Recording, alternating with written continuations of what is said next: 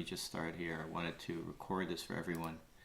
As this is very, very common. This is pretty much consistent. Usually happens on major pairs and some yen crosses.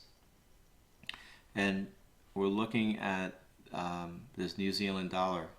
We had a sell-off on Thursday and Friday, and then Monday's retracement.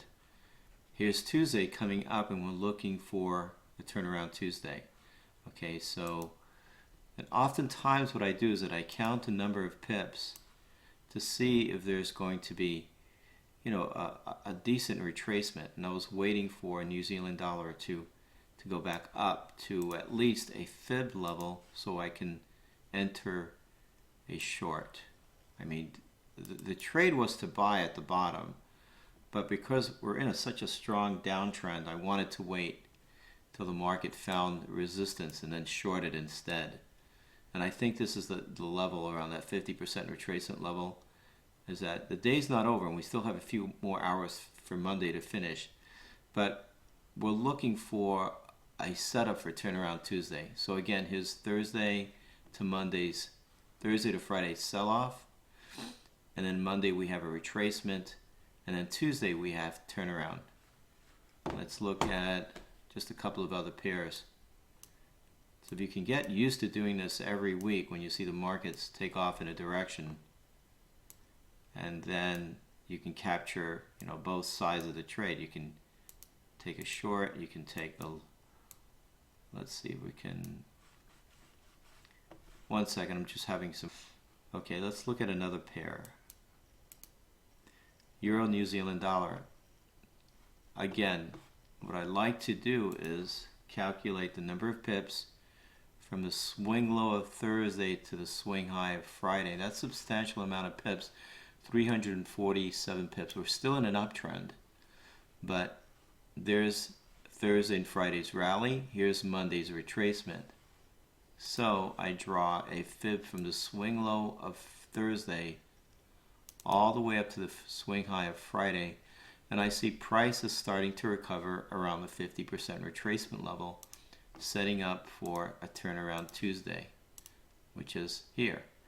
So if this candle closes up at this level around that 38% retracement level, which will give us a nice morning star, then I would start looking to buy. Okay, let's look at pound Aussie.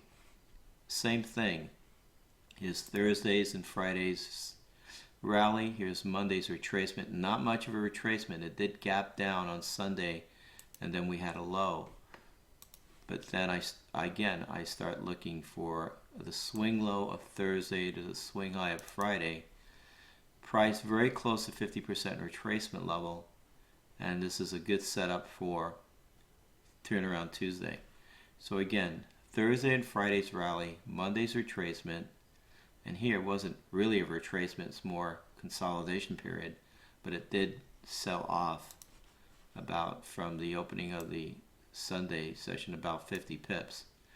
And then we're looking for a setup for a turnaround Tuesday. I find these very common in yen crosses, in euro yen and pound yen. Here's a setup last Thursday and Friday. Market rallied.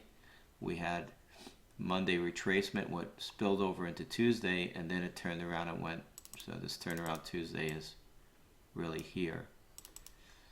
So it finally turned around. Again, Thursday and Friday's rally, Monday's retracement, turnaround Tuesday. And that's it, pretty much it. It's just review what we need to do. We have to have at least a rally a Thursday and Friday. The markets consistently need to move up or down from Thursday to Friday. That would give us enough retracement on a Monday, and then we start looking for exhaustion on Monday afternoon, maybe the London close or the New York close. That will set us up for a turnaround Tuesday. So Thursday and Friday sell-off, Monday's retracement, turnaround Tuesday. We are anticipating the market to turn around and go back down and resume it in this trend that we're in a strong trend on the 4-hour and daily chart. And again, on the Euro, New Zealand dollar, we're in a very strong uptrend now on a 4-hour and daily chart. And this is the activity on the 1-hour chart. We have a strong movement from Thursday and Friday. We have Monday's retracement, find support around the London close or New York close, and start looking for entries for a turnaround Tuesday. Okay. So any questions? So that it's that simple.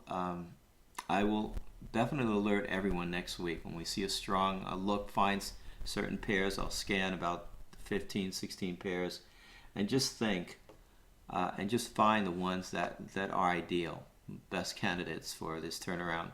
But if the markets do rally from Thursday to Friday, and they essentially putting in their daily ranges, you're going to see a Monday retracement. And then you're going to find the market find support, and then we have a turnaround Tuesday. Okay, it's pretty consistent. It's just you have to find those pairs that work. I mean, the yen crosses, the majors, pound dollar, euro dollar, New Zealand dollar, Australian dollar. Those are pretty consistent. So